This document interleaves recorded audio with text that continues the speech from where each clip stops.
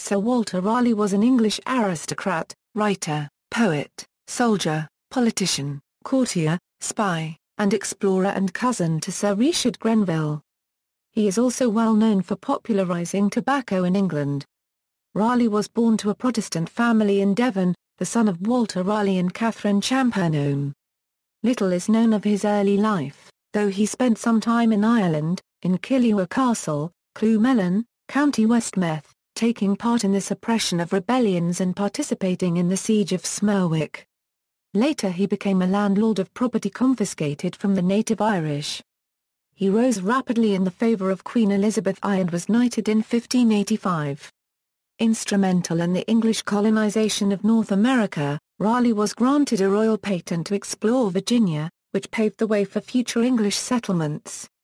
In 1591, he secretly married Elizabeth Throckmorton, one of the Queen's ladies-in-waiting, without the Queen's permission, for which he and his wife were sent to the Tower of London. After his release, they retired to his estate at Sherborne, Dorset. In 1594, Raleigh heard of a city of gold in South America and sailed to find it, publishing an exaggerated account of his experiences in a book that contributed to the legend of El Dorado. After Queen Elizabeth died in 1603, Raleigh was again imprisoned in the Tower, this time for being involved in the main plot against King James I, who was not favourably disposed towards him. In 1616, he was released to lead a second expedition in search of El Dorado. This was unsuccessful, and men under his command ransacked a Spanish outpost. He returned to England and, to appease the Spanish, was arrested and executed in 1618. Raleigh was one of the most notable figures of the Elizabethan era. In 2002, he featured in the BBC poll of the 100 Greatest Britons. Early life. Little is known about Raleigh's birth.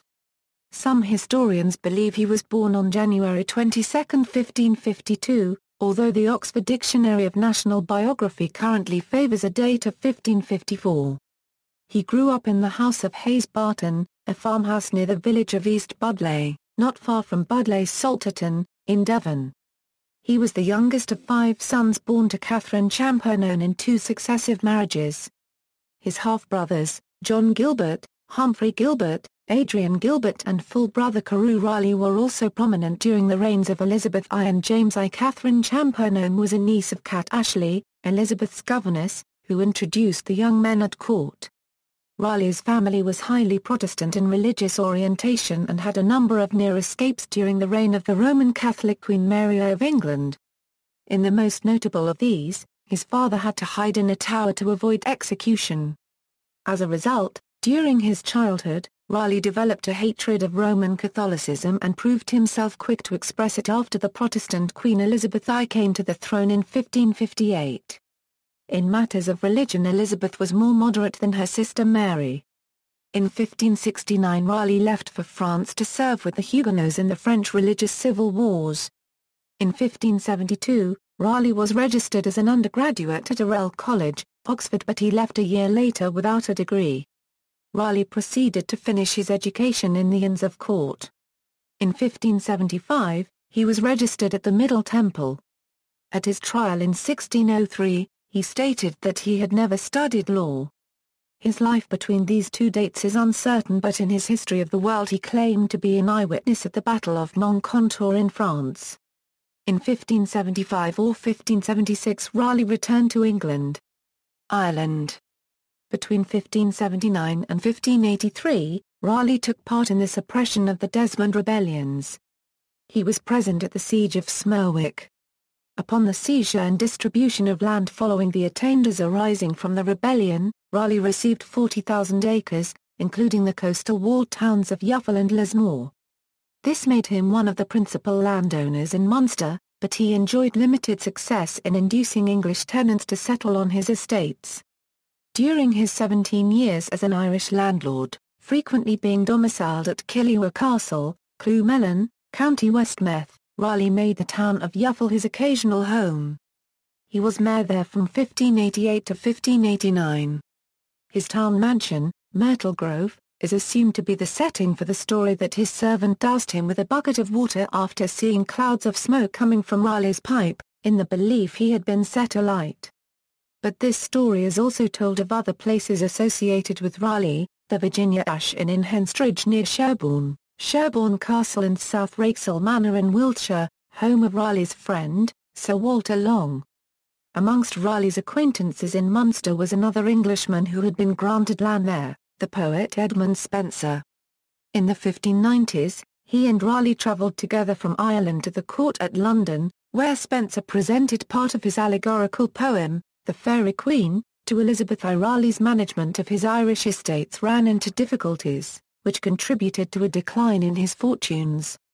In 1602, he sold the lands to Richard Boyle, 1st Earl of Cork, who subsequently prospered under Kings James I and Charles I. Following Raleigh's death, members of his family approached Boyle for compensation on the ground that Raleigh had struck an improvident bargain. The New World. Raleigh explored from North Carolina to Florida and named the region Virginia in honor of the Virgin Queen. Raleigh's plan in 1584 for colonization in the colony and Dominion of Virginia in North America ended in failure at Roanoke Island, but paved the way for subsequent colonies. These expeditions were funded primarily by Raleigh and his friends, but never provided the steady stream of revenue necessary to maintain a colony in America. In 1587, Raleigh attempted a second expedition, again establishing a settlement on Roanoke Island. This time, a more diverse group of settlers was sent, including some entire families, under the governance of John White. After a short while in America, White returned to England to obtain more supplies for the colony, planning to return in a year. Unfortunately for the colonists at Roanoke, 1 year became 3. The first delay came when Queen Elizabeth I ordered all vessels to remain at port for potential use against the Spanish Armada. After England's 1588 victory over the Spanish Armada, the ships were given permission to sail. The second delay came after White's small fleet set sail for Roanoke and his crew insisted on sailing first towards Cuba in hopes of capturing treasure-laden Spanish merchant ships. Enormous riches described by their pilot, an experienced Portuguese navigator hired by Raleigh, outweighed White's objections to the delay. When the supply ship arrived in Roanoke, 3 years later than planned, the colonists had disappeared. The only clue to their fate was the word Croatoan, and letters CRO carved into tree trunks. White had arranged with the settlers that if they should move, the name of their destination be carved into a tree or corner post. This suggested the possibilities that they had moved to Croatoan Island. But a hurricane prevented John White from investigating the island for survivors. Other speculation includes their having starved, or been swept away or lost at sea during the stormy weather of 1588. No further attempts at contact were recorded for some years. Whatever the fate of the settlers, the settlement is now remembered as the lost colony of Roanoke Island. Later life, 1580s, in December 1581, Raleigh returned to England from Ireland to dispatches as his company had been disbanded. He took part in court life and because of his efforts in increasing the Protestant Church in Ireland he became a favourite of Queen Elizabeth I. Various colourful stories are told about him at this period, but they are likely apocryphal. In 1585 Raleigh was knighted and was appointed Warden of the Stannaries, that is of the mines of Cornwall and Devon, Lord Lieutenant of Cornwall, and Vice Admiral of the two counties. Both in 1585 and 1586, he sat in Parliament as member for Devonshire. He was also granted the right to colonize America. Raleigh commissioned the shipbuilder Chapman, of Deptford to build a ship for him. Originally called Ark, it became Raleigh, following the convention at the time by which the ship bore the name of its owner. The Crown, in the form of Queen Elizabeth I, purchased the ship from Raleigh in January 1587, for the sum of £5,000. As a result, the ship was renamed Ark Royal. 1590 Euro 1603, in 1592, Raleigh was given many rewards by the Queen, including Durham House in the Strand and the estate of Sherborne, Dorset. He was appointed Captain of the Yeomen of the Guard. However, he had not been given any of the great offices of state. In the Armada year of 1588, Raleigh was appointed Vice Admiral of Devon, looking after the coastal defences and military levies. In 1591, Raleigh was secretly married to Elizabeth Throckmorton. She was one of the Queen's ladies-in-waiting, 11 years his junior, and was pregnant at the time. She gave birth to a son, believed to be named de Mere, who was given to a wet nurse at Durham House, but died in October 1592 of plague. Bess resumed her duties to the Queen. The following year, the unauthorised marriage was discovered and the Queen ordered Raleigh imprisoned and Bess dismissed from court. Both were imprisoned in the Tower of London in June 1592. He was released from prison in August 1592 to help set up an expedition for an attack on the Spanish coast. Although recalled by the Queen, the fleet captured an incredibly rich prize, the Madre de Dios of Flores, of which he had to divide the spoils. Bess was released in December. It would be several years before Raleigh returned to favour. The couple remained devoted to each other. During Raleigh's absences, Bess proved a capable manager of the family's fortunes and reputation. They had two more sons, Walter and Carew.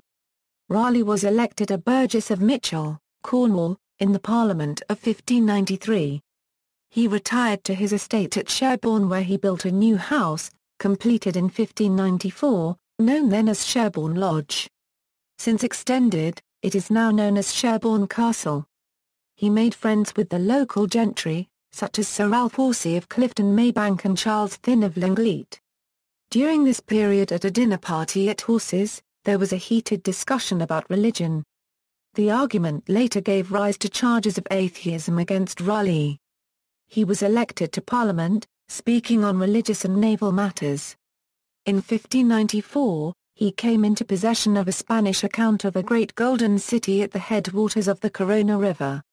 A year later he explored what is now Guyana and eastern Venezuela in search of Manua, the legendary city. Once back in England, he published The Discovery of Guyana, an account of his voyage which made exaggerated claims as to what had been discovered. The book can be seen as a contribution to the El Dorado legend. Although Venezuela has gold deposits, there is no evidence Raleigh found any mines. He is sometimes said to have discovered Angel Falls, but these claims are considered far-fetched. In 1596 Raleigh took part in the capture of Cadiz, where he was wounded. He was also the second in command of the island's voyage to the Azores in 1597. In 1597, he was chosen Member of Parliament for Dorset, and, in 1601, for Cornwall. He was unique in the Elizabethan period in sitting for 3 counties. From 1600 to 1603, as governor of the Channel Island of Jersey, Raleigh modernised its defences. This included construction of a new fort protecting the approaches to St Helier, Fort Isabella Bellissima, or Elizabeth Castle. Trial and imprisonment. Royal favour with Queen Elizabeth had been restored by this time, but his good fortune did not last. The Queen died in 1603, and Raleigh was arrested at Exeter Inn, Ashburton, Devon, and imprisoned in the Tower of London on July 19, 1603. On November 17, Raleigh was tried in the converted Great Hall of Winchester Castle for treason, due to his involvement in the main plot against King James. Raleigh conducted his defence. The chief evidence against Raleigh was the signed and sworn confession of his friend Henry Brooke, 11th Baron Cobham. Raleigh frequently requested that Cobham be called in to testify so that he might recant, "Let my accuser come face to face, and be deposed. Were the case but for a small copyhold, you would have witnesses or good proof to lead the jury to a verdict. And I am here for my life." Raleigh essentially was objecting that the evidence against him was hearsay. But the tribunal refused to allow Cobham to testify and be cross-examined. King James spared his life, despite a guilty verdict. In October 1994, documents which had previously been imperfectly catalogued at the Bodleian Library were discovered during random checking of papers held there. These included Raleigh's own deposition and Cobham's statement to the tribunal, and provide strong evidence that Raleigh denounced King James and spoke in favour of a Spanish invasion, and went so far as to advise on the best invasion location. He also requested a Spanish pension of £1,500 a year in return for his spying. He remained imprisoned in the Tower until 1616. While there, he wrote many treatises and the first volume of the History of the World about the ancient history of Greece and Rome. His son, Carew, was conceived and born while Raleigh was imprisoned in the Tower. Second voyage to Guiana, 1617–1618. In 1616, Raleigh was released in order to conduct a second expedition to Venezuela in search of El Dorado. During the expedition, Raleigh's men, under the command of Lawrence Keymis, attacked the Spanish outpost of Santo Tomé copyright de Guiana on the Orinoco River. In the initial attack on the settlement, Raleigh's son, Walter, was fatally shot. On Raleigh's return to England, an outraged Count Gondomar, the Spanish ambassador, successfully demanded that King James reinstate Raleigh's death sentence. Raleigh was brought to London from Plymouth, by Sir Lewis Stukely, and passed up numerous opportunities to make an effective escape. Execution and aftermath. Raleigh was beheaded in the Old Palace Yard at the Palace of Westminster on October 29, 1618. "Let us dispatch," he said to his executioner. "At this hour my ague comes upon me. I would not have my enemies think I quaked from fear." After he was allowed to see the axe that would behead him, he mused, "This is a sharp medicine, but it is a physician for all diseases and miseries." According to many biographers, for instance, Raleigh Trevilian in Sir Walter Raleigh Raleigh's final words were, "Strike, man, strike." Having been one of the people to popularize tobacco smoking in England, he left a small tobacco pouch, found in his cell shortly after his execution. Engraved upon the pouch was a Latin inscription, "Comes mus fut in illo miso remo tempore." Raleigh's head was embalmed and presented to his wife. His body was to be buried in the local church in Beddington, Surrey, the home of Lady Raleigh, but was finally laid to rest in St Margaret's, Westminster, where his tomb may still be visited today. "The Lords," she wrote, "have given me his dead body, though they have denied me his life. God hold me in my wits." It has been said that Lady Raleigh kept her husband's head in a velvet bag until her death. After his wife's death 29 years later, Raleigh's head was returned to his tomb and interred at St Margaret's Church. Although Raleigh's popularity had waned considerably since his Elizabethan heyday, his execution was seen by many, both at the time and since, as unnecessary and unjust, as for many years his involvement in the main plot seemed to have been limited to a meeting with Lord Cobham. One of the judges at his trial later said, "The justice of England has never been so degraded and injured as by the condemnation of the Honourable Sir Walter Raleigh." This view has been less widely held since the discovery of some of the 1603 tribunal's paperwork in the Bodleian Library in 1994, which strongly supports the case against Raleigh. Poetry. Raleigh's poetry is written in the relatively straightforward, unornamented mode known as the plain style. C.S. Lewis considered Raleigh one of the era's silver poets, a group of writers who resisted the Italian Renaissance influence of dense classical reference and elaborate poetic devices. His writing contains strong personal treatment of themes such as love, loss, beauty, and time. Most of his poems are short lyrics that were inspired by actual events. In poems such as, "What is Our Life?" and "The Lie," Raleigh expresses a contemptuous Monday attitude more characteristic of the Middle Ages than of the dawning era of humanistic optimism. But, his lesser-known long poem The Ocean to Cynthia combines this vein with the more elaborate conceits associated with his contemporaries Edmund Spenser and John Donne, expressing a melancholy sense of history.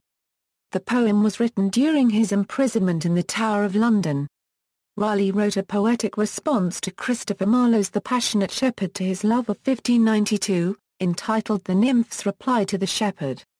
Both were written in the style of traditional pastoral poetry and follow the structure of 6 four-line stanzas employing a rhyme scheme of AABB, with Raleigh's an almost line-for-line refutation of Marlowe's sentiments. Years later the 20th-century poet William Carlos Williams would join the poetic argument with his Raleigh was right. Poems by Sir Walter Raleigh, A Farewell to False Love, A Literature Lesson. Sir Patrick Spens in the 18th-century manner, A Vision upon the Fairy Queen, As You Came from the Holy Land, Epitaph, Even Such is Time, Farewell to the Court, from Catullus v. Her Reply, His Pilgrimage, Hymn, Life, My Last Will, Nature that washed her hands in milk, Now What is Love, on being challenged to write an epigram in the manner of Herrick, Prasugby Diana's fair and harmless light, Sestina Otiosa, Sir Walter Raleigh, Sir Walter Raleigh to his son, Song of Myself, stands Purad Mensam, the artist, the conclusion, the lie, the nymph's reply to the shepherd, the ocean to Cynthia, the passionate man's pilgrimage, the silent lover I, the silent lover E, to a lady with an unruly and ill-mannered dog who bit several persons of importance, to his love when he had obtained her, what is our life, legacy. The state capital of North Carolina and its second-largest city was named Raleigh in 1792 after Sir Walter, sponsor of the Roanoke colony. In the city a bronze statue, which has been moved around different locations within the city, was cast in honor of the city's namesake.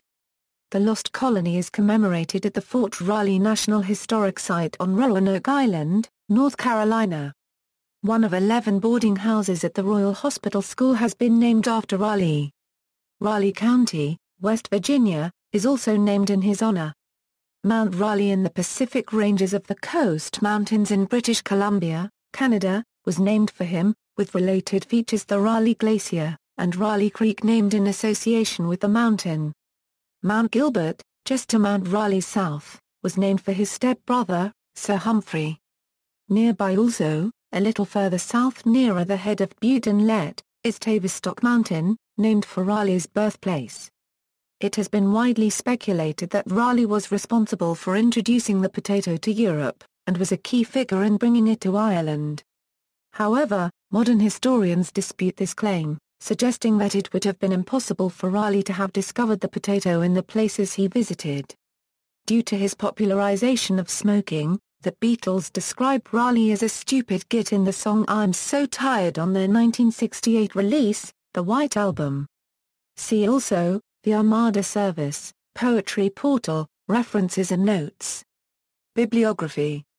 External links, texts on Wikisource, Lee, Sidney, ed. Raleigh, Walter. Dictionary of National Biography 47. London, Smith, Elder and Company. Raleigh, Sir Walter. A Short Biographical Dictionary of English Literature. Wikisource 1910, Raleigh, Walter. Appleton Cyclopedia of American Biography. 1900a. Sir Walter Raleigh's Grave, Biography of Sir Walter Raleigh at Britannia.com, Biography of Sir Walter Raleigh at BritishExplorers.com, Sir Walter Raleigh at the Fort Raleigh website, quotes attributed to Sir Walter Raleigh, Story of Raleigh's last years and his beheading, Poetry by Sir Walter Raleigh, plus commentary, Searching for the Lost Colony blog, Robert Viking O'Brien and Stephen Kent O'Brien, Discovery of Guyana essay, Yearbook of Comparative and General Literature, Sir Walter Raleigh portal at luminarium.org, titler, Patrick Fraser. Life of Sir Walter Raleigh, founded on authentic and original documents. London, T. Nelson and Sons. Retrieved August 17, 2008. Texts by Raleigh, works by Walter Raleigh at Project Gutenberg. Works by Walter Raleigh at Internet Archive.